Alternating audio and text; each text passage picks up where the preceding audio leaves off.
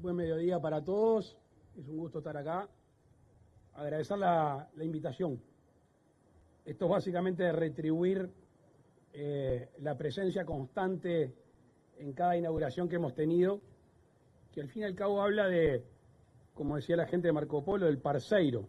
Nosotros somos socios, cada uno en su rol y en el rol específico. El Estado tiene que cumplir con sus fines esenciales, quizá a veces un poco más elásticos, ayornados, pero la construcción de caminería, de rutas, termina siendo un fin esencial sin perjuicio del instrumento que se busque. Cuando Fernando estaba hablando me hizo acordar una frase de la CEPAL, que leí hace muchos años, que es brechas por cerrar, caminos por abrir. Y cuando nosotros nos hemos encontrado en estas reuniones y vemos que avanza la civilización, en este caso la civilización de conectividad física, atrás enseguida va quien va a cumplir con ese papel.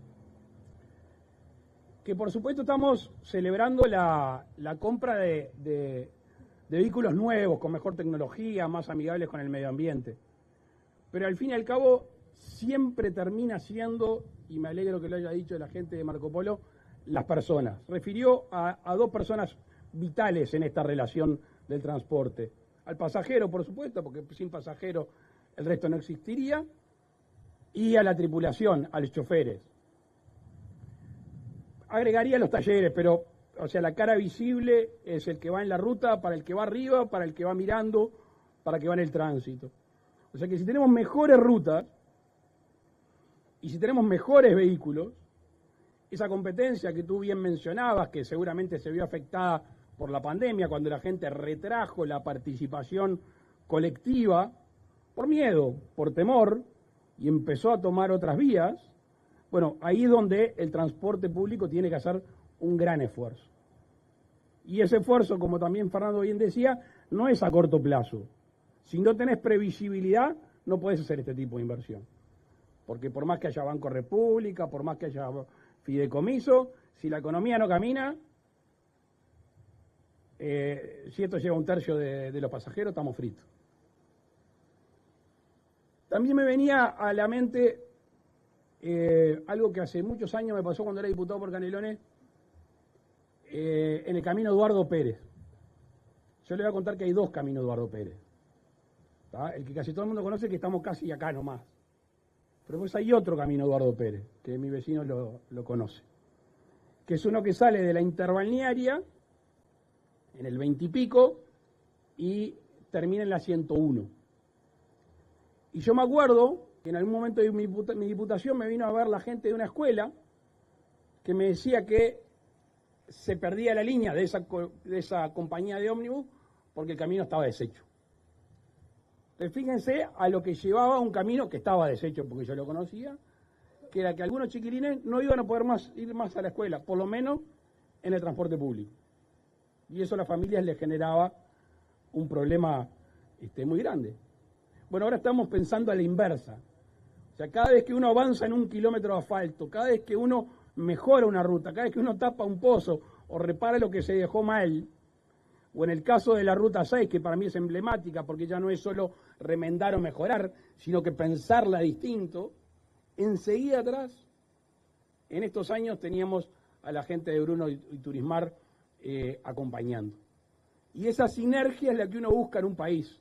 Es hagamos lo que nosotros tenemos que hacer y dejemos que el emprendedor, que no importa si es chico, mediano o grande, si todos sabemos que el 90% de las empresas en nuestro país son MIPYMES, lo que importa es que emprendan, lo que importa es que se generen esas vías, y esas vías que empiezan donde cortamos la cinta por lo general, pero que tienen 50, 100, 150 kilómetros para adelante, y estoy hablando de manera figurada. No estoy hablando solo de lo físico, estoy hablando de lo previsible. Porque lo físico se toca, está ahí, que por supuesto que agrega y ayuda al elemento confianza, pero también la capacidad de creer que tiene elementos intelectuales y emocionales a mediano y largo plazo es lo que a uno le empuja a emprender. La línea, recién lo hablamos con José, la línea Salto-Punta del Este, O sea, es una locura. A priori, cuando yo empecé, yo la conocí antes de que exista la línea, ya me la habían mostrado, digo, ¿y cómo va a andar? Y bueno, si estas empresas tomaron el riesgo de Salto Punta del Este, era porque caminaba. Ya no digo la de Montevideo, Punta del Este por arriba, que esa fue típico de alguien que tiene un olfato fino de cómo puede venir el negocio. Es así. Ahora, ¿por qué la tomaron? Porque hay expertise, porque hay conocimiento, porque hay sentido de riesgo, pero tampoco se tiran al precipicio. Porque no pueden jugar ni con la vida suya, ni con sus familiares, ni con sus empleados. Porque el riesgo tiene que estar acotado. Y el riesgo tiene que estar acotado por la certidumbre jurídica, por el cumplimiento de los contratos, y porque más o menos uno piensa que está en un país gobernado con cierto criterio y no va a generar grandes sismos. Y yo pensé, Fernando, que te ibas a meter en un tema, hiciste un volantazo y volviste enseguida a la línea, y yo me veo tentado a hablar en decisiones que tenemos que tomar en estos días. Y alguno dirá, ¿qué tiene que ver el plebiscito sobre la seguridad social con la inauguración o con recibir una flota nueva? Y bueno, tiene mucho que ver. Increíblemente, y no es traído de los pelos, tiene mucho que ver. Porque habla de la financiación, porque habla de la confianza, porque habla del crédito, porque habla de poder sostener la economía del país, porque habla del trabajo, y si no hay trabajo no se venden boletos. Entonces, estas decisiones que tenemos por delante son de efecto dominó. Guambia con pegarle un tinguiñazo a la primera ficha creyendo que caen 3, porque después que caen las primeras, ya eso no se termina. Y por eso creo que bien vale en este momento felicitarlo como empresa. Cualquier empresa que dure y que ya tenga una tercera generación habla, entre otras cosas, de una filosofía de vida, son valores inculcados. El valor del esfuerzo, el valor del trabajo, el valor de que capaz que lo que no hace esta generación, por lo menos lo empieza y la termina la que viene.